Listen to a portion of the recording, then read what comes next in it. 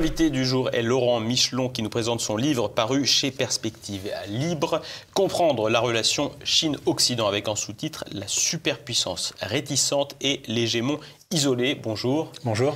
Alors, vous êtes un entrepreneur français qui travaille en Chine, entre Hong Kong et Pékin depuis 20 ans. Vous avez travaillé dans la diplomatie culturelle française, dans des groupes de communication et vous avez une activité de conseil pour des entreprises françaises, européennes et chinoises. Qu'est-ce qui vous a amené en Chine ? Mes différents employeurs au début de ma carrière. J'ai été envoyé par des groupes de communication pour travailler en Chine, à Taïwan, à Hong Kong. Ensuite, j'ai changé, je suis passé dans la diplomatie culturelle française, donc il m'a renvoyé à l'endroit où j'avais une expertise. Et ensuite, je suis resté sur place parce que ça avait du sens de rester dans cette région que je commençais à bien connaître. Et je suis passé dans le consulting. Je suis auto-entrepreneur et consultant, effectivement. Donc, il y a quelques années, beaucoup pour des sociétés françaises, enfin européennes, qui cherchaient à s'implanter en Chine. Et depuis quelques années, c'est beaucoup le mouvement inverse, les sociétés chinoises qui essayent de se diversifier et d'investir en Europe.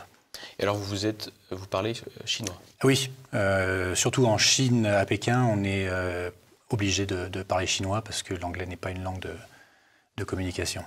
Alors, est-ce que vous pouvez nous expliquer votre sous-titre ? Votre sous-titre, je répète, c'est La superpuissance réticente et l'hégémon isolé. Qu'est-ce que c'est que cette superpuissance réticente ? Alors, c'est une référence à la Chine, puisque la Chine, de facto, est en train de devenir une superpuissance économique d'abord, mais effectivement, on voit on va dire le rayonnement diplomatique qu'elle commence à avoir sur le reste du monde. On peut parler des routes de la soie, on peut parler de l'opération de sécurité collective de l'opération, excusez-moi, la SCO, donc l'organisation de sécurité de Shanghai, de coopération de Shanghai.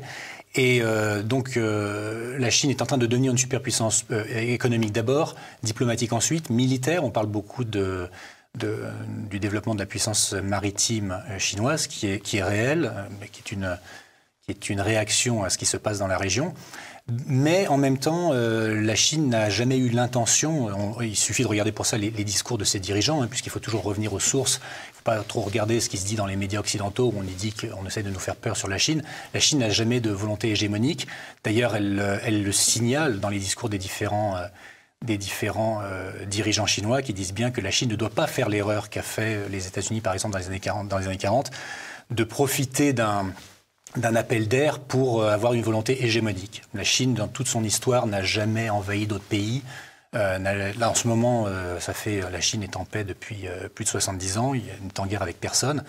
Donc, et on essaye, en fait, dans les médias occidentaux, de nous la présenter comme une menace ou une puissance hégémonique en devenir. Et donc la Chine essaye un petit peu de résister à tout ça, et c'est pour ça que je l'appelle la superpuissance réticente. C'est qu'il n'y a pas de volonté de prendre la première place. Elle l'aura peut-être dans un domaine ou dans un autre de facto, et comme je dis souvent, c'est peut-être dû à des erreurs du côté occidental dans un domaine, ce qui fait qu'on perd de la place dans un domaine et on la laisse à la Chine, mais il n'y a pas de, comme on essaie de nous le dire, de volonté de revanche de la Chine ou d'hégémonie. Et alors l'hégémon isolé ? Alors l'hégémon isolé, on va dire, l'hégémon isolé, c'est, pour faire simple, on va dire, c'est une entité supranationale qui s'étend de Washington à Bruxelles en passant par Londres et qui est en fait un petit peu l'Occident, comme on le comprend, mais je dirais c'est un peu le cerveau de l'Occident. L'Occident, ça inclut donc l'Europe occidentale, l'Amérique du Nord et quelques pays qui sont on va dire, vassalisés par les États-Unis depuis 1945 en Asie, Corée du Sud, Japon, l'Australie, Nouvelle-Zélande, évidemment. Donc ça, c'est l'Occident. L'hégémon isolé, pourquoi isolé ? Parce que, on le sent bien, il y a une perte de puissance, il y a une espèce de raidissement de cet hégémon qui le rend un petit peu agressif un peu partout, en Ukraine, au Moyen-Orient et en Asie, où il y a des tensions qui se créent petit à petit, pour maintenir en fait un monde unipolaire dont l'hégémon jouit depuis 1945. Mais si on regarde sur la totalité de la planète, l'hégémon qui donc regroupe l'Occident, c'est 800 millions de personnes, et de plus en plus le Moyen-Orient, l'Asie, avec des puissances régionales qui émergent,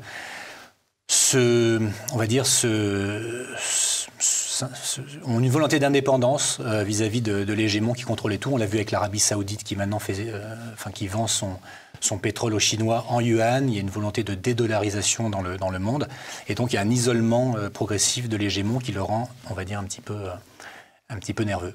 Et alors, sur cet isolement, justement, il y a un isolement plus particulier qui est celui de l'Occident européen, plus que les États-Unis. Vous parlez de la diplomatie chinoise par mandataire. Est-ce que vous pouvez expliquer à nos téléspectateurs ce que c'est que cette diplomatie? Oui, alors en fait, je parle de diplomatie chinoise par mandataire parce que le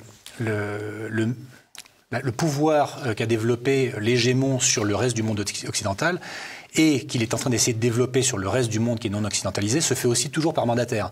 C'est-à-dire que les crises sont faites par pays tiers. Ce ne sont pas les États-Unis qui se battent directement au Moyen-Orient, ce ne sont pas les États-Unis ou l'OTAN qui se battent directement en Ukraine, c'est toujours par pays tiers. On peut penser aussi à l'Afghanistan qui s'est battu contre l'URSS. Ça a été admis dans les mémoires de Brzezinski, qui était le conseiller de Carter à l'époque. Il avait dit, un an avant que les Soviétiques rentrent en Afghanistan, la CIA entraînait les Moudjahidines déjà depuis un moment. Donc c'est toujours par pays tiers. Et donc, du coup, la Chine, dans son interaction avec l'Occident, développe également... Elle a compris un petit peu en fait les niveaux entre les pays occidentaux. Il y a l'hégémon donc qui est le cerveau de l'Occident, et puis ensuite il y a tous les pays vassalisés à des degrés divers, dont malheureusement la France fait partie, l'Allemagne également. Et donc la Chine se rend bien compte que parler directement avec, je dis n'importe quoi, Paris ou Vilnius ou quoi, ça n'a pas le même poids que de parler avec Bruxelles ou parler avec Washington directement. Sur des questions, on va dire, vraiment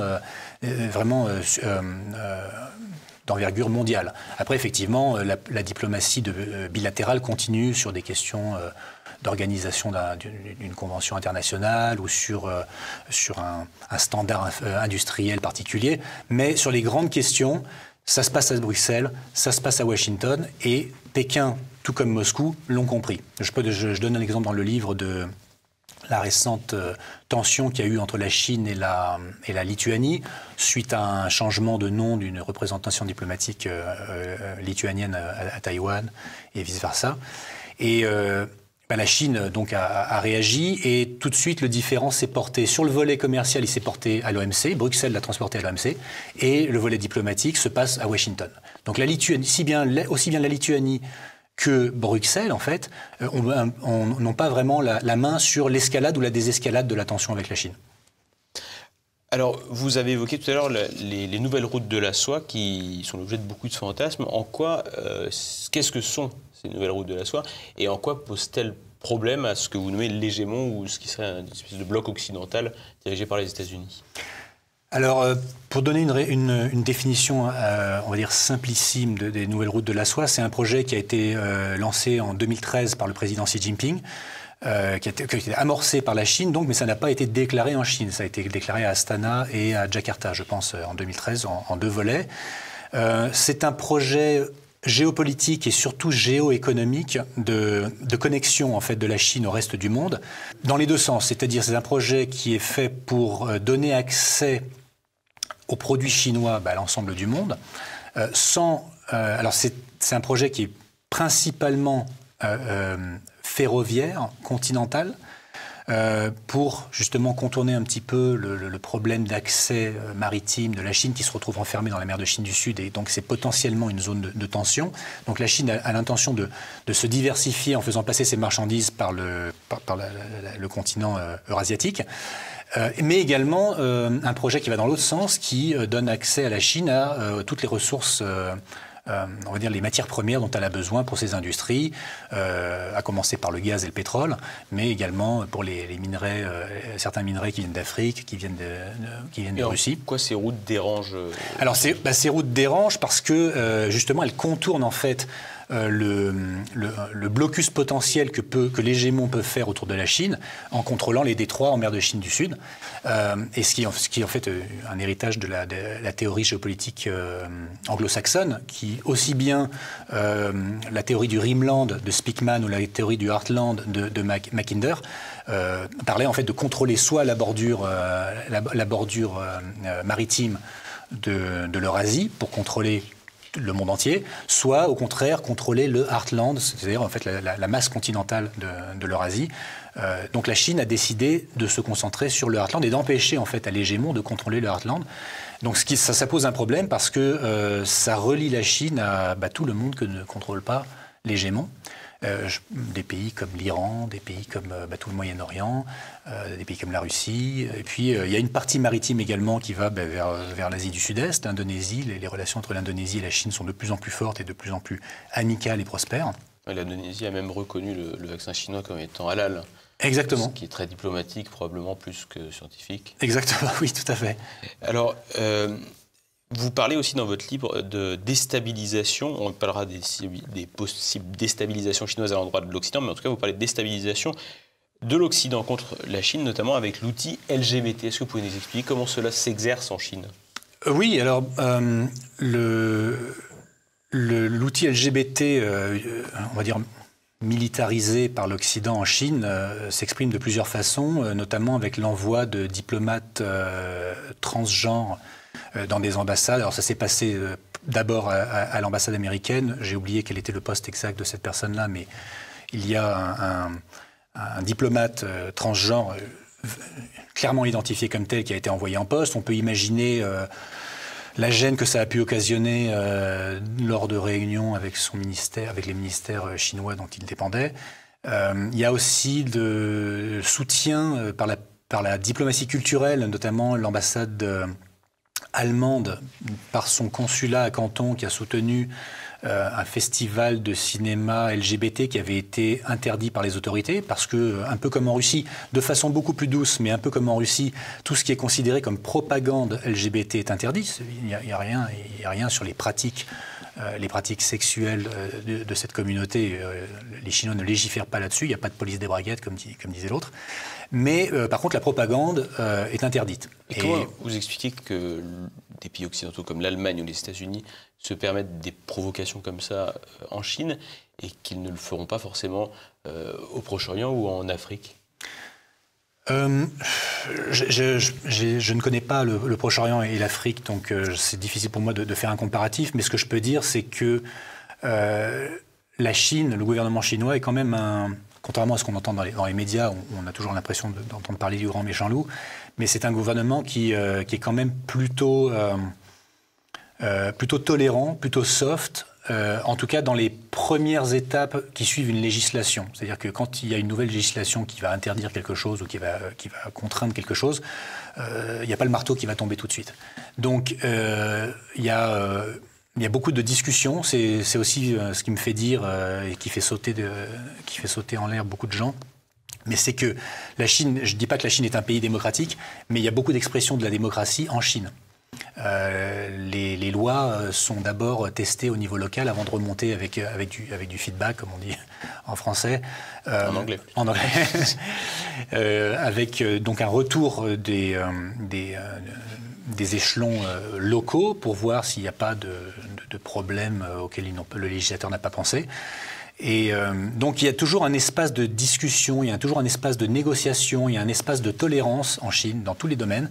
Et en fait, ce sont des craquelures dans lesquelles des pays comme les États-Unis ou l'Allemagne essayent de s'insérer en essayant de voir ce que ça donne. Et toujours en espérant que s'il y a une répression forte contre ce genre d'événements, ça fait des images très télégéniques ensuite à montrer pour la propagande pour dire regardez, Pékin est un régime fasciste. Voilà. Et justement sur les agitations en cours qui ont été beaucoup pointées du doigt par de nombreux médias occidentaux, vous, qu'est-ce que vous avez vu sur place en termes de manifestations ou de contestation du pouvoir en place ? Pas forcément sur la question LGBT. Non, sur les contestations actuelles. Par exemple, les plus récentes, ce sont les contestations sur la politique Covid-0 en Chine, dans diverses villes chinoises, qui ont été réelles. Il y a eu des vraies contestations populaires, les gens en avaient réellement ras-le-bol, parce que c'est vrai que la dernière année a été très dure pour eux en termes de confinement, en termes de tests. Il y a des villes où les tests étaient quotidiens, des villes où les tests c'était tous les 3 jours, donc c'est très contraignant. Et là, il y a un retour à la normalité, mais qui suit la contestation populaire. Et le gouvernement a compris ou a accédé aux demandes populaires et a fait un pas en arrière en disant « Bon, maintenant, ça fait 3 ans que le gouvernement vous protège par une politique sanitaire très stricte. » Alors, c'était pas 3 ans de confinement, c'est juste la dernière année. Pendant 2 ans, les 2 premières années en Chine, c'était pendant que le monde entier parlait du Covid, en Chine, c'était complètement ringard d'en parler. C'est la dernière année, il y a eu une accélération des cas, des clusters, comme on dit, des choses comme ça. Mais donc, la dernière année, il y a eu effectivement un ras-le-bol à la fin. Et le gouvernement a accédé à la demande populaire. Donc, moi, je me dis, est-ce que c'est pas une expression de la démocratie que quand il y a des manifestations populaires et que le gouvernement fait un pas en arrière, admet son erreur, admet que ces politiques publiques étaient trop contraignantes, il y a un pas en arrière, est-ce que c'est pas finalement une expression de la démocratie? Et alors, il y a un élément qui peut étonner ou même choquer quand on a un esprit un peu libre, ou en tout cas européen, en Chine, c'est espèce de société de surveillance avec les caméras, la reconnaissance faciale, tout ça, que la plupart des gens, je vous espérais encore en Occident, ne veulent pas vivre avec ça. Est-ce que c'est admis, ça, en Chine? Les gens admettent d'être fliqués partout, parce qu'il y a une espèce de permis à point de comportement, le fameux crédit social, tout ça, ouais, qui est quand même ce qui se fait de pire en matière de surveillance des populations et qui d'ailleurs semble être en train d'être copié plus ou moins en Occident. Est-ce que les gens admettent ça? Alors, admettre, en Chine, on n'a pas à admettre ou pas admettre, on le vit. C'est certain que c'est quelque chose que beaucoup de gens déplorent à mi-voix, parce que effectivement, c'est pas très contraignant dans le sens où il n'y a pas beaucoup de Chinois qui ont eu affaire au crédit social et qui ont eu à souffrir du crédit social. Chacun a probablement un crédit social, quoique, moi je connais pas le mien par exemple. Mais chacun donc a potentiellement un crédit social, mais personne n'a eu à en souffrir, sauf des gens qui effectivement sont en délicatesse avec la loi, des gens qui n'ont pas repayé leurs dettes, des gens qui ont fraudé, et eux effectivement, ont eu des interdictions, soit pour prendre les transports en commun, soit pour, longue distance, hein, on n'interdit pas de prendre le bus, mais par exemple ils n'ont pas pu prendre un billet d'avion pour se rendre dans une autre ville. Donc il y a des contraintes, mais il n'y a pas beaucoup de Chinois qui ont eu affaire à ça. Souvent, on entend la même réponse qui n'est pas non plus acceptable, je trouve, en Occident, qui est de dire « mais de toute façon, je n'ai rien à me reprocher, donc pourquoi pas ?» Donc on entend souvent ça en Chine. Mais ce que je veux dire, c'est que, comme vous disiez, c'est de plus en plus copié en Occident, sous une forme différente. Je pense qu'on a autant de caméras dans Paris que dans les rues de Pékin. Après, comment est-ce que c'est utilisé? Nous, on a plus les réseaux sociaux, on a les compagnies d'assurance, il y a beaucoup de choses qui créent un crédit social en Occident, qui ne sont pas en Chine. En Chine, c'est fait par le gouvernement. Alors après, il faut se poser la question, est-ce que je fais plus confiance aux GAFAM pour traiter mes données personnelles ou est-ce que je fais plus confiance au gouvernement?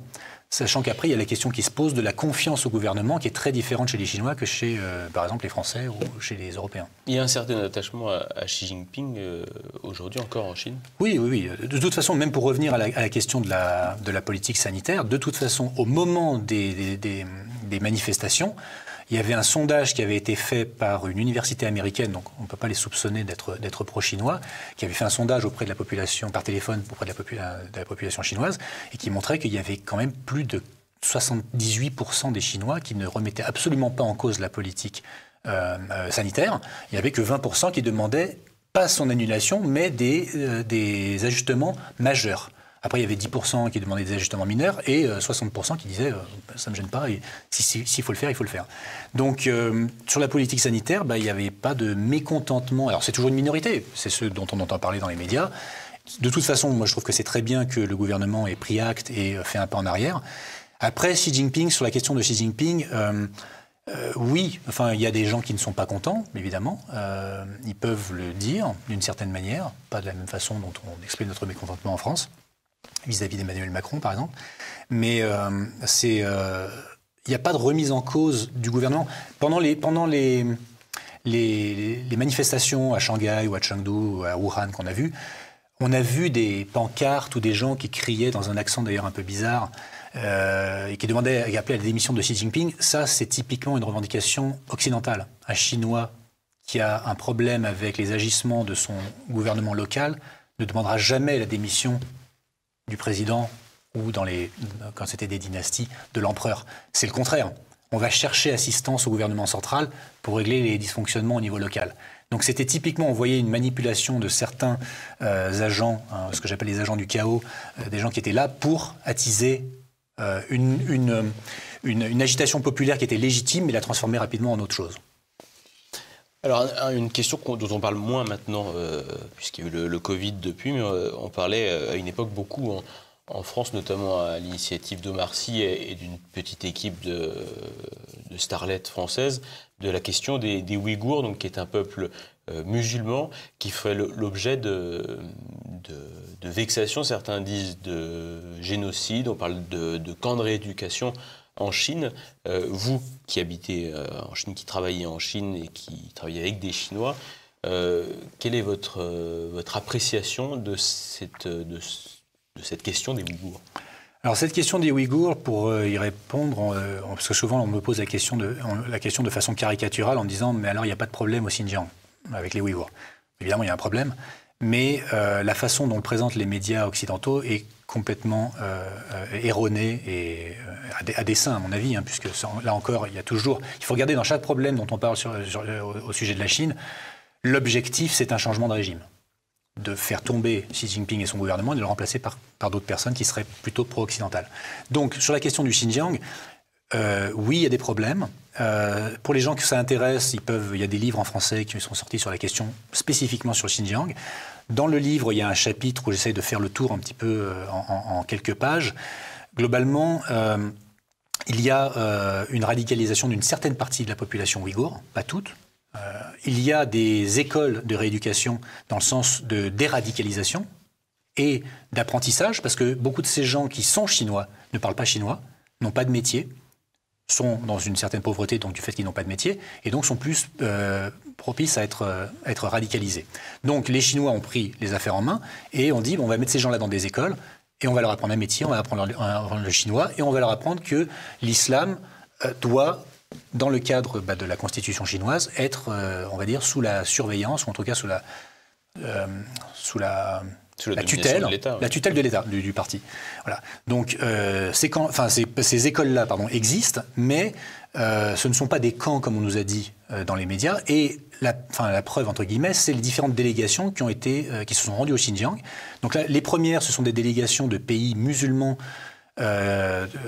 l'Indonésie, le Pakistan, l'Arabie Saoudite, la Malaisie, qui ont envoyé des délégations au Xinjiang pour voir ce qui se passait dans ces écoles et qui sont toutes dites on n'a pas de problème avec ça, il n'y a pas de musulmans qui sont maltraités en Chine. Ensuite, il y a eu une visite de la haute commissaire aux droits de l'homme, Madame Bachelet, qui s'est rendue récemment, au début de l'année je crois, au Xinjiang pour voir ce qui se passait. Elle a fait un rapport en disant je ne vois pas tout ce qui est raconté dans les médias occidentaux. Et le jour d'après, elle a été débarquée et remplacée par quelqu'un qui, lui, a envie de dire et de prouver qu'il y a des problèmes d'ordre, on va dire. Et il faut voir un peu le vocabulaire aussi qui est employé dans les médias occidentaux. C'est toujours...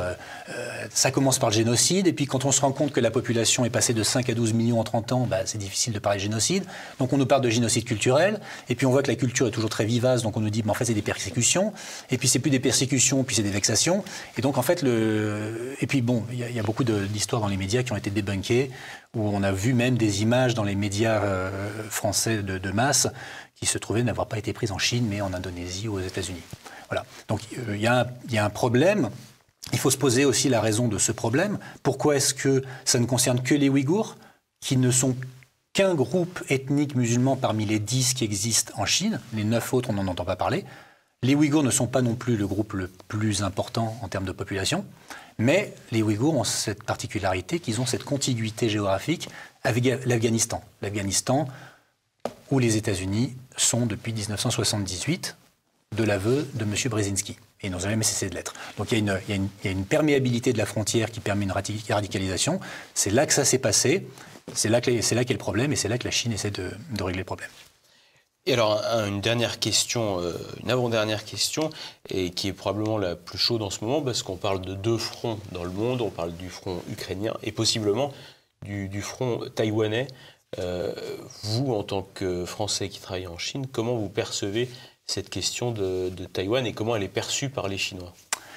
Alors, c'est là aussi une question qui va être difficile de traiter en quelques minutes. La question de Taïwan, je dirais, la première chose qu'en tant que Français ou Européen, il faudra l'aborder, c'est se dire laissons faire les Chinois entre eux. Aussi bien les Chinois que les Taïwanais ont dit qu'ils étaient des fils de l'empereur jaune, c'est-à-dire tous chinois, et que les Chinois ne tuent pas les Chinois. Donc, là, le problème est le même, c'est que c'est l'influence de l'hégémon américaine qui pousse Taïwan dans une certaine direction, en sachant que c'est un caillou dans la chaussure de Beijing. Si on écoute les déclarations des différents gouvernements successifs chinois, mais également du parti du Kuomintang à Taïwan, il y a une volonté de reprendre le dialogue. Un dialogue diplomatique, un dialogue culturel et bien évidemment les relations économiques, qui ont complètement cessé quasiment depuis 6 ans, depuis que le gouvernement indépendantiste est au pouvoir. Donc, et une dernière chose, pour vraiment simplifier en quelques mots, on entend souvent dans les médias occidentaux que les Taïwanais aspirent à l'indépendance. Ce qui est complètement faux, de l'aveu même de sondages qui sont faits à Taïwan par des universités et des centres de recherche sur cette question. La question qui est posée depuis 1994 chaque année à un échantillon représentatif de la population taïwanaise, c'est qu'est-ce que vous voulez, indépendance, réunification ou 3 sortes de statu quo. Un statu quo qui va plutôt vers l'indépendance, un statu quo qui va plutôt vers la réunification ou un statu quo où on ne pose pas de questions et on continue comme ça. 90% de la population est au milieu sur les 3 statu quo. Donc il n'y a pas de volonté d'indépendance ni de réunification. Il y a 10% de la population qui veulent une décision rapide et qui va forcément causer un conflit. Et l'hégémon, depuis quelques années, notamment depuis 2017, le 19e congrès du parti, a essayé de pousser un des 2 extrêmes. Il se trouve que c'est les indépendantistes. Les Taïwanais, suite à la visite de Nancy Pelosi récente à Taïwan, ont commencé à s'apercevoir qu'ils étaient manipulés, que toutes ces manœuvres américaines n'étaient pas pour leur bien, mais bien pour causer un problème avec la Chine. Et la sanction n'a pas tardé. Les dernières élections municipales à Taïwan qui ont eu lieu il y a 1 mois environ se sont soldées par on va dire, excusez-moi l'expression, une déculottée du parti indépendantiste au pouvoir, ce qui est bien que la présidente de Taïwan a dû démissionner de la présidence du parti. Et c'est une vraie sanction, parce qu'évidemment, ce n'était pas des questions municipales, mais c'était un vote de sanction vis-à-vis de la politique anxiogène, qui est pro-américaine et anti-chinoise, ce qui n'a pas de sens. Donc je dirais que la question doit se régler entre Chinois, sans interférence occidentale, ni américaine ni française, parce qu'on a commencé depuis quelques années à suivre les États-Unis et à envoyer nos frégates en mer de Chine du Sud. On n'a aucun intérêt en mer de Chine du Sud. Le port français le plus proche est en Nouvelle-Calédonie à 9000 km. Alors, pour terminer, un pronostic, pardonnez-moi, un pronostic un peu macabre. Est-ce que vous pensez qu'il peut y avoir une invasion ou une opération spéciale, puisqu'on voit que les 2 termes sont possibles selon qu'on se place du côté de l'agresseur ou de l'agressé, si tant est qu'on choisisse qui est agresseur-agressé. Est-ce que vous pensez qu'il peut y avoir une invasion de Taïwan? Et si oui, quand est-ce qu'elle pourrait se dérouler? Alors, personnellement, je pense que non, mais ça c'est juste une opinion personnelle. Quand est-ce qu'elle pourrait se dérouler? Si on écoute les oracles américaines, notamment des amiraux américains qui ont prédit une date précise en disant 2027, invasion de Taïwan par la Chine, on peut se dire comment est-ce qu'ils sont au courant de ça? Est-ce que c'est une boule de cristal ou est-ce que c'est prévu par les Américains? Il se trouve que les Américains ont récemment voté une loi au Sénat pour faire de Taïwan un site de stockage d'armes stratégiques en Asie, et en même temps pour financer des exercices conjoints militaires entre les États-Unis et Taïwan en 2024, qu'ils appellent bordure du Pacifique. Donc du côté américain, apparemment, c'est déjà prévu, c'est même déjà budgété. Est-ce que ça va se passer? Je ne pense pas. Dans le sens où, comme je disais, donc la Chine fera tout ce qu'elle peut pour ne pas entrer en conflit avec Taïwan, qui sont des frères, qui sont plus que des cousins, c'est des frères. Maintenant, est-ce qu'elle sera amenée, comme la Russie a été amenée en Ukraine, à de toute façon entrer dans le jeu? On a la chance que Taïwan soit entouré d'une mer, et donc il se pourrait que si conflit il y a avec l'OTAN, entre guillemets, parce qu'il faut voir que l'OTAN est en train de s'étendre dans le Pacifique, avec l'AUKUS, dont on a tous entendu parler, Australie, Angleterre, États-Unis, mais qui est en train de devenir JAUKUS, puisque le Japon est en train de prendre on va dire le leadership sur cette coalition anti-chinoise.